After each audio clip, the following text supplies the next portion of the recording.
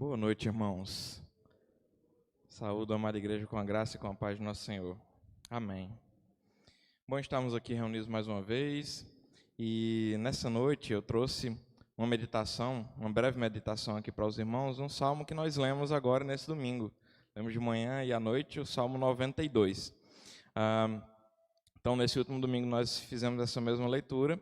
Aí, no culto da noite, eu trouxe algumas observações, sobre esse salmo. Mas ele me trouxe tantos alertas e avisos que de imediato eu pensei, eita, isso vai dar outra pregação. E eu digo outra porque no meio do ano passado, lá em junho e julho, eu trouxe uma meditação aqui justamente sobre o Salmo 92, mas com outra ênfase, digamos assim, né? E como é lindo, perceber tantos ensinamentos no mesmo texto que o Senhor coloca para nós. Eu acho que acontece isso com todos nós, Toda vez que a gente lê a palavra do Senhor, mesmo que a gente já tenha lido aquela passagem, que já tenha falado aos nossos corações, o Senhor nos dá a oportunidade de novos ensinamentos a cada momento, e eu peço a Deus que seja assim também nessa noite. Então vamos lá, vamos orar antes da gente fazer a leitura, inclusive, vamos orar pedindo a Deus que Ele fale aos nossos corações e que Ele nos instrua por meio da sua palavra. Senhor Deus, Pai de amor e de bondade, muito obrigado, Pai, que o Senhor nos concedeu mais uma noite, estarmos aqui reunidos para louvar o Teu nome, para sermos instruídos pela Tua palavra, para sermos edificados por meio dela e que o Senhor nos auxilie por meio do Teu Santo Espírito a entender perfeitamente que o Senhor tem preparado da Tua palavra, dessa porção da Tua palavra para nós nesta noite. Possamos aplicar em nossas vidas, em nossa família, como oramos hoje para os jovens que possam aplicar no seu ambiente de escola, na faculdade, para aqueles que estão iniciando, que vão iniciar agora. Senhor, que o Senhor nos instrua, nos auxilie. E para a honra e glória do Teu nome, como o pastor Érico orou, que nós possamos ser cada dia mais crentes, seja aqui, seja no trabalho, seja na faculdade, que possamos fazer tudo em nossa vida de forma que agrade ao Senhor e que honre e glorifique o Teu nome. Mas se pecarmos, Senhor, e quando pecarmos, porque sabemos que somos falhos e pecadores, que o Senhor nos convença do nosso pecado, que o Senhor nos instrua por meio do Teu Espírito Santo, para que possamos trilhar caminhos melhores a cada dia, para a honra e glória do Teu nome. É o que nós pedimos e agradecemos em nome de Jesus. Amém. Meus irmãos, abram suas Bíblias então, no Salmo 92. Eu vou fazer essa leitura, peço que os irmãos acompanhem para a leitura aqui, para que a gente ganhe mais um pouquinho de tempo, e até porque nós lemos agora 2 vezes no domingo, então acho que está até fresquinho aí na memória dos irmãos. Nos foi colocado aqui na Bíblia que é um hino de gratidão a Deus, salmo, cântico para o dia de sábado, e diz assim a palavra do Senhor. Bom é render graças ao Senhor e cantar louvores ao seu nome, ó Altíssimo. Anunciar de manhã a tua misericórdia e durante as noites a tua fidelidade, com instrumento de 10 cordas, com saltério e com a solenidade da harpa. Pois me alegraste, Senhor, com os teus feitos. Exultarei nas obras das tuas mãos. Quão grandes, Senhor, são as tuas obras, os teus ensinamentos, os teus pensamentos, que profundos. O inepto não compreende e o estulto não percebe isso. Ainda que os ímpios brotam como a erva e floresçam todos os que praticam a iniquidade, nada obstante serão destruídos para sempre. Tu, porém, Senhor, és o Altíssimo eternamente. Eis que os teus inimigos, Senhor, eis que os teus inimigos perecerão, serão dispersos todos os que praticam a iniquidade. Porém, tu exaltas o meu poder como o do boi selvagem. Derrama sobre mim o óleo fresco, e os meus olhos veem com alegria os inimigos que me espreitam. E os meus ouvidos se satisfazem em ouvir os malfeitores que contra mim se levantam. O justo florescerá como a palmeira, crescerá como cedro no Líbano. Plantados na casa do Senhor, florescerão nos átrios do nosso Deus. Na velhice darão ainda frutos, serão cheios de seiva e de verdor, para anunciar que o Senhor é reto, e Ele é a minha rocha, e nele não há injustiça. Amém. O Senhor aplica a sua palavra aos nossos corações, e para a nossa instrução, eu vou trazer essa breve meditação nessa noite.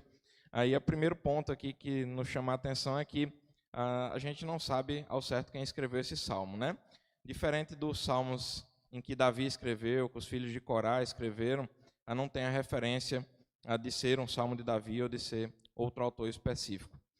Mas é um hino de louvor a Deus e trata do governo do Senhor, proclamando que Deus é altíssimo e exaltado para sempre. A palavra Senhor, Jeová, Javé, aparece 7 vezes nesse salmo. No verso 1, o original é usado Elion, Deus Altíssimo. E no verso 13, Elohim. Elohim é uma palavra que denota plural, mas não no sentido de vários. Então, quando ele trata aqui de Elohim no verso 13, ele não está dizendo que são vários deuses, né? Porque Elohim quer dizer Deus, mas no sentido de plural. Mas sim, ele trata com o sentido de plenitude. Então, Elohim significa o singular do Deus de Israel, mas em sua plenitude, no sentido da sua natureza incomparável, maravilhosa e extraordinária. E nesse salmo vemos uma forte preocupação em deixar claro que tudo pelo que passamos, vivemos, sentimos, nos preocupamos, qualquer coisa que acontece na nossa vida está sob o controle do Senhor. E ele nos traz um contraste aqui entre o justo e sua prosperidade, e eu coloquei aqui até na minha colinha aqui, prosperidade entre aspas, e o ímpio que será derrotado. Então, se você puder manter sua Bíblia aberta e ir acompanhando, dos versos 1 aos versos 5, nós vemos o salmista deixando claro que devemos adorar a Deus por suas obras e seus poderosos feitos. Veja que no verso 1 ele começa dizendo que é bom render graças ao Senhor. E aí eu fui pegar, como de costume, outras traduções, outras versões, e algumas dessas dão até uma ênfase maior nesse bom, trazendo algo como é bom render graças ao Senhor, nessa primeira frase. Amados, como eu falei no domingo, quando a gente leu, após a leitura no culto da noite desse salmo, aí não custa repetir muitas vezes, nós nos esquecemos de como somos privilegiados em termos sido resgatados da nossa situação de morte em nossos delitos e pecados. Não temos talvez uma clara noção do que é isso, né? Do que é estar morto. A gente lê a palavra, a gente escuta nas pregações de que nós estávamos mortos em nossos delitos e pecados, mas muitas vezes a gente não processa que nós estávamos mortos. Que nossa situação era muito pior do que a de um morto, digamos assim, no sentido mais básico da palavra, quando a gente diz no dia a dia, eita, morreu, né? A nossa situação era muito pior que isso, né? Que aquele que não respira, cujo coração não bate. Nós estávamos fadados a uma condenação eterna. Então não foi só a volta à vida, digamos assim, de alguém que parou de respirar e que o coração parou de bater. Nós fomos resgatados de uma situação muito pior que essa, né? Só que às vezes a gente esquece disso. O salmista, na sequência aqui, ele vai nos dar motivos, como se precisasse, né? Porque a gente já entendeu a situação. Nós fomos resgatados de uma situação de morte em nossos delitos e pecados, e nós tínhamos, só nisso, só nesse primeiro entendimento, nós já teríamos motivo mais que suficiente para louvar o nome do Senhor, para render graças ao Senhor, para adorá-lo. Mas ainda assim, nos versos seguintes, o salmista nos traz motivos para adorar o Senhor. E no final do verso 5, ele trata da profundidade dos pensamentos de Deus que ultrapassam nosso entendimento. No verso 2 ele diz, anunciar de manhã a tua misericórdia, e durante as noites a tua fidelidade. Sabemos, meus irmãos, que é nítido e claro que o Senhor é fiel e misericordioso. Mas o salmista nos traz aqui essa palavra de recordação. Porque, como dito, a gente tem esse mau costume de esquecer de quão misericordioso o Senhor tem sido conosco. Quão maravilhoso o Senhor tem sido conosco. Quão fiel, apesar de nós, o Senhor tem sido conosco. Porque nós falhamos, o Senhor não falha. Como eu disse também no domingo passado, e vou reforçar aqui, quantas vezes de manhã eu me peguei vindo para a igreja naquele cansaço, né? Ou vindo para a igreja porque eu estava animado, né? E aí eu vim animado, porque eu já estava animado, eu vim animado, né? Ou vindo para a igreja porque todo mundo lá de casa estava vindo, né? E a gente vai num embalo, digamos assim, mas a gente não vem com aquela clara consciência, muitas vezes, e mais uma vez estou falando por mim mesmo, a começar em mim, muitas vezes a gente não vem para cá com a clara consciência do porquê a gente está vindo.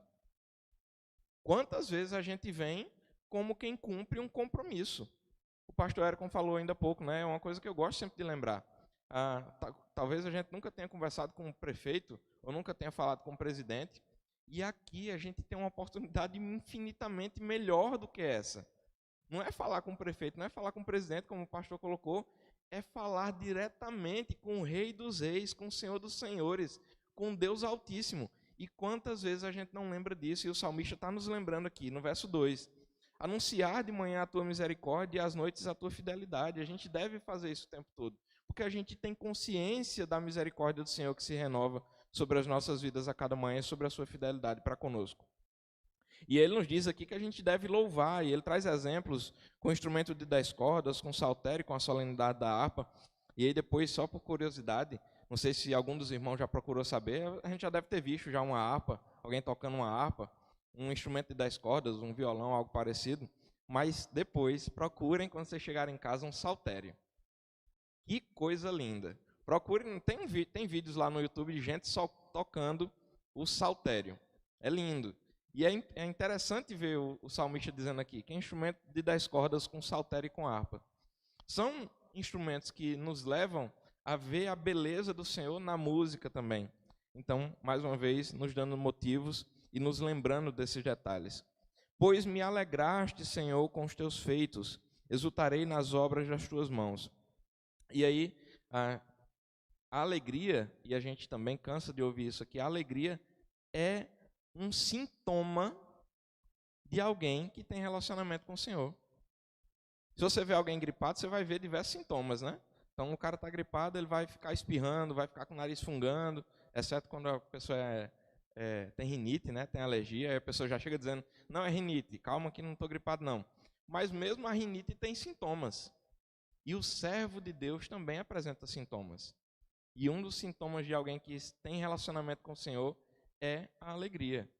E por isso que também no domingo, e eu estou reforçando aqui de novo, mais um assunto, no domingo eu falei, não vem para a igreja com a cara triste, né?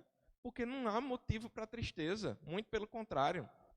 De vez em quando a gente vê, tá aqui alguém pregando de vez em quando também eu escuto alguém falar, quem está aqui na frente, quando você está sentado no banco, normalmente você vê a pessoa que está do seu lado, e se você ficar prestando atenção e olhar para a pessoa que está do seu lado, você vê às vezes a pessoa com a cara de cansado, né, de triste e tal.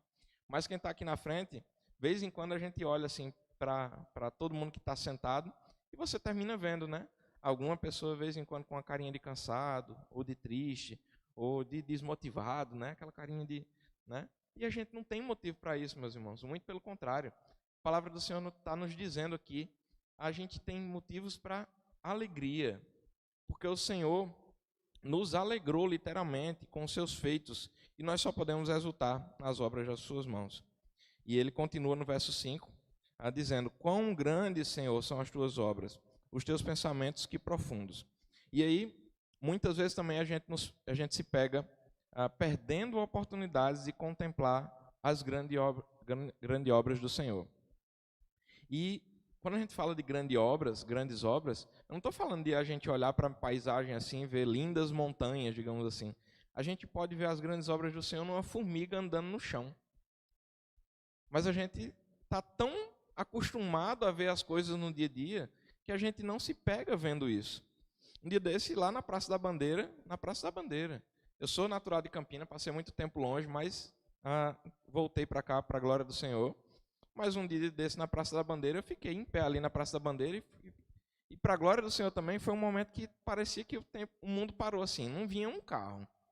E aí eu olhei assim para longe, assim como quem olha ali para o lado da catedral, e meu Deus, me veio uma sensação tão grande de paz em ver a obra do Senhor, por mais que tivessem ali prédios, por mais que tivessem ali ruas asfaltadas, mas o olhar, a grandiosidade da obra do Senhor naquele momento me levou a ter um relacionamento com Deus naquele momento. E a gente não precisa olhar para grandes coisas, como eu falei. A gente pode ver as grandes obras do Senhor nas pequenas coisas. Um bebê que vem aqui para a igreja, né, e que a gente pode pegar no colo, e a gente vê os detalhes da perfeição da obra do Senhor. no sorriso de uma pessoa, no sorriso da pessoa que está do seu lado, no sorriso da sua esposa, do seu marido, do seu filho, no choro, muitas vezes, do seu marido e do seu filho. Quando vê alguma coisa que tocou o seu coração, a gente consegue ver as obras do Senhor, as grandiosas obras do Senhor, nas pequenas coisas, e muitas vezes a gente não faz isso. Então fica aqui uma primeira lição para as nossas vidas. Quando se tratar de gratidão a Deus, nós não podemos ser simplórios. Quando se tratar de gratidão a Deus, nós não podemos ser simplórios. A gente não pode economizar quando a gente estiver falando de gratidão a Deus. A gente não pode ser de pouquinho quando a gente estiver falando de gratidão a Deus. Não é um caso simples o nosso. Não foi um bem qualquer que nós recebemos e chegar numa loja assim e disser assim, toma uma caneta. Hoje a Ana Paula foi comprar um óculos e o rapaz chegou e deu um calendário. Não foi um calendário não, meu irmão, que a gente ganhou. Não foi um calendário, não foi um bem qualquer. Nós ganhamos vida. Nós ganhamos vida. E não foi vida pouquinha não. Foi vida em abundância. Então, mais uma vez, quando o assunto for gratidão a Deus, não poupe esforços. Não seja simplório. E outra coisa, o preço pago para isso que a gente ganhou não foi baixinho também não. O preço pago para a gente ter vida, ter relacionamento com Deus, ter acesso ao Senhor, não foi um preço pago, baixo. Foi por alto preço. Então, havendo oportunidade, e a gente sabe que não nos falta a oportunidade, louve, adore ao Senhor, agradeça pela vida no Senhor e pela graça de poder louvá-lo. E é outra coisa que a gente de vez em quando esquece. Poder louvar o Senhor é graça dele para conosco. Eu não canso de dizer isso. Não pense que você está louvando ao Senhor porque ele precisa. Não é, meu irmão. A gente louva ao Senhor porque a gente precisa. É misericórdia dele para conosco a oportunidade de louvá-lo. Então não esqueça disso não. Pelas caridades.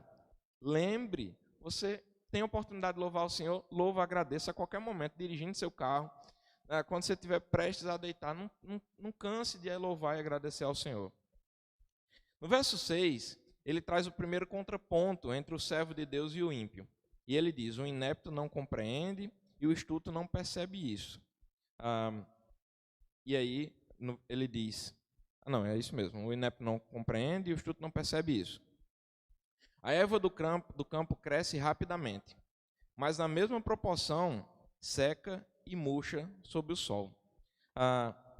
É a sequência disso. Ele diz assim, o estulto não percebe isso e ele coloca 2 pontos. Isso que ele acabou de dizer agora. A erva do campo cresce rapidamente, mas seca sobre a mesma proporção.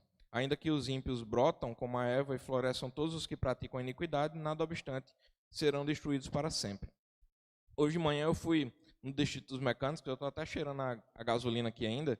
Carro velho é dessas coisas, né? Você tem que ir lá e consertar, porque senão, se for deixando, ele piora, né?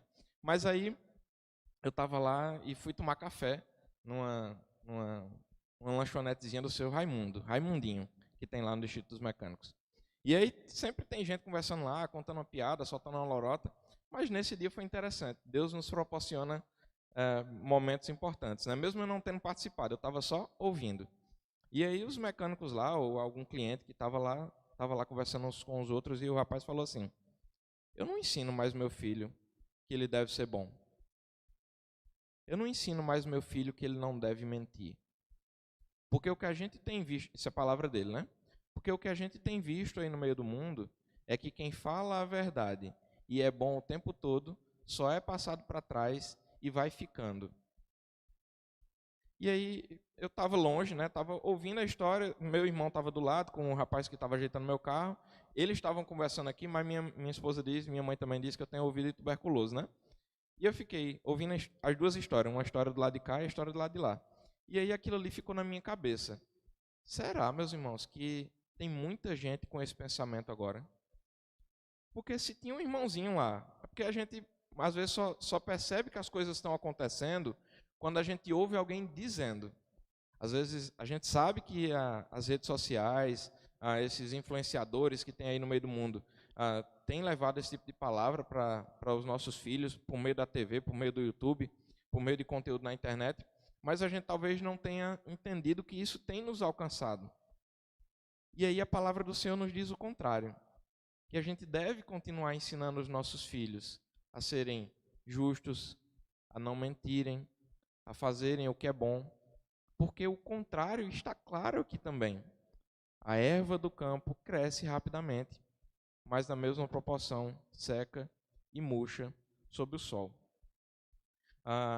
Ou seja, essa impressão que eu ouvi lá do irmãozinho é uma falsa impressão. E eu estou dizendo irmãozinho, depois eu conto essa história depois que a gente terminar aqui, de uma pregação que eu vi de um pastor que ele dizendo assim, é para chamar todo mundo de irmão. A gente às vezes só chama as pessoas da igreja de irmão, né? Fala assim, ele é seu irmão, ele pode ser seu irmão. Você sabe? Se aquela pessoa ali vai ser alcançado pelo Senhor, então talvez ele seja seu irmão e você nem saiba ainda, né? Só que você tem que ter essa consciência que ele pode ser seu irmão. Ele talvez não tenha consciência de que ele pode ser seu irmão, mas você já tem. Então chama todo mundo de irmão. Então o irmãozinho lá do Instituto Mecânicos tinha uma falsa impressão. Mas o Senhor, somente o Senhor é altíssimo eternamente e todos os seus inimigos perecem. Então, o justo florescerá, e a gente vai ver isso daqui a pouco, e o ímpio vai secar. Ele até dá uma impressãozinha que ele está florescendo, e às vezes a gente fica se perguntando assim, mas a gente vê o povo desonesto, cheio de dinheiro, andando de carro novo, né? E a gente que está fazendo as coisas certinhas aqui está na mesma situação, mas é isso que a palavra do Senhor está nos ensinando aqui, que parece que está crescendo em grande proporção, de forma rápida, frondosamente, digamos assim, mas é mesmo que comparar um pé de coentro com um cedro do Líbano. Não dá para comparar, meu irmão.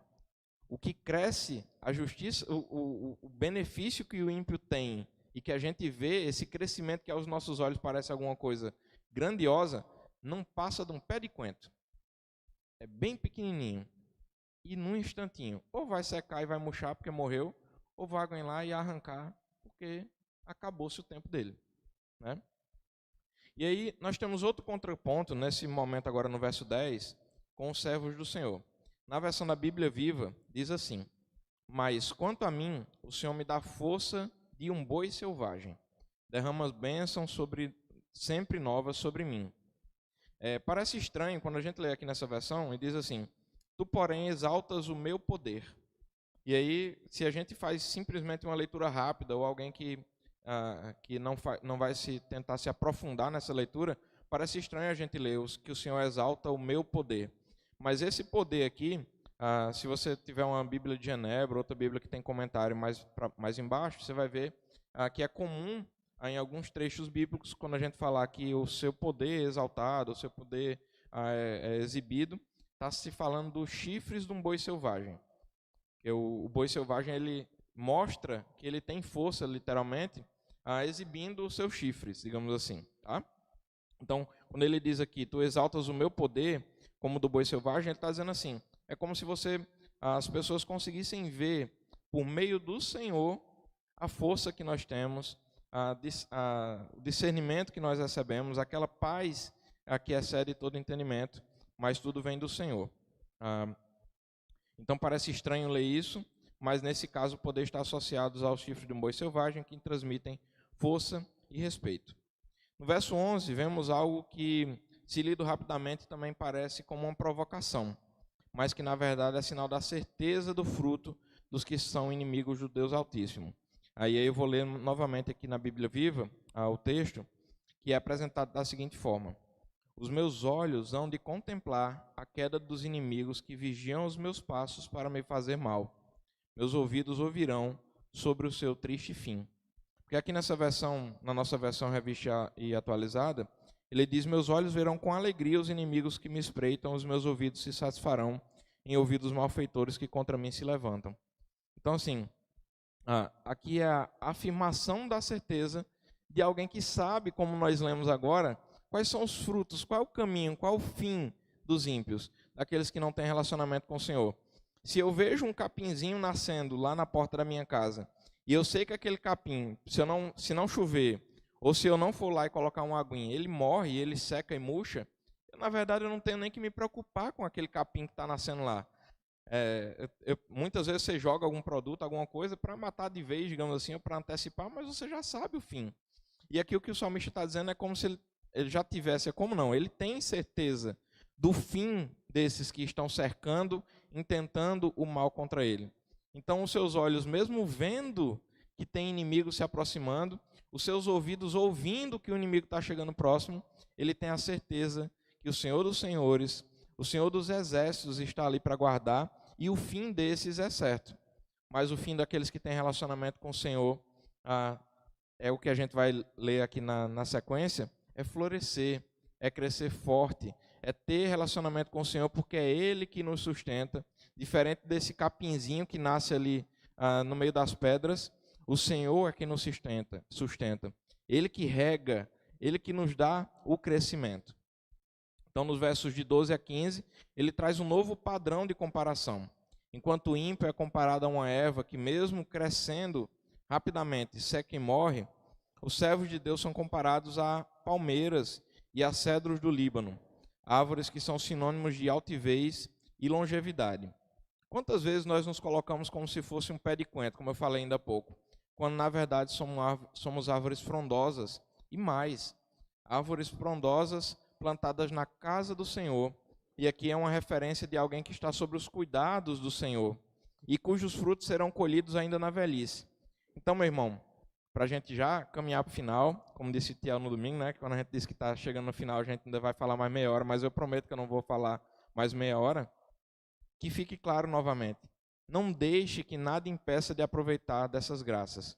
Com cuidado, logicamente, de não parecer e não entender com aquele discurso dos coaches gospel, né, que tem espalhado cada vez mais a mensagem de que Deus está aqui para nos servir, ou do que somos e fazemos, somos bons e fazemos algo que presta, e que isso é mérito nosso. Não vá por esse caminho não, pelas caridades. Entenda que tudo que fazemos de bom, se a gente fizer alguma coisa que preste, não é por mérito nosso, vem de Deus, é para Deus, e é assim que o salmista termina no verso 15, dizendo que tudo que somos, fazemos e seremos tem uma finalidade específica, anunciar que o Senhor é reto, e todos os que nos veem, em cada ato do que nós façamos ou do que nós dissermos, é sinônimo de que Deus é a nossa fortaleza, é Ele que nos sustenta.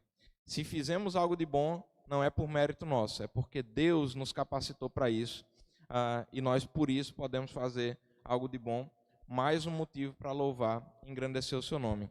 Então, não deixe de aproveitar cada momento, mesmo na mensagem mais simples que você possa ouvir na igreja, mesmo no momento que você não espera, porque muitas vezes a gente vem, e eu não canso de falar isso também, a gente vem muitas vezes para a igreja sem expectativa nenhuma. Muitas vezes a gente vem para a igreja sem expectativa nenhuma. A gente vem, mais uma vez, como quem está cumprindo uma rotina, e a gente talvez nem espere. Não, eu estou indo para ouvir a palavra, para cantar, né?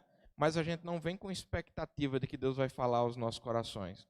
A gente não vem com expectativa de que cantando, entoando um louvor, a gente pode ser alcançado pela palavra do Senhor no meio daquele louvor, né? Por mais simples que seja, por mais que aos nossos olhos desengonçado pareça, digamos assim, quando as coisas não saem do jeito que a gente espera, e os meninos, todos os membros, digamos assim, das nossas equipes de louvor sabem disso, e a gente ensaia, a gente se prepara, mas nem sempre sai da forma como a gente espera.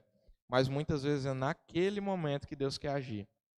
Se não for na pessoa que está ouvindo, quer trabalhar em você, para dizer assim, meu filho, você está louvando para quê?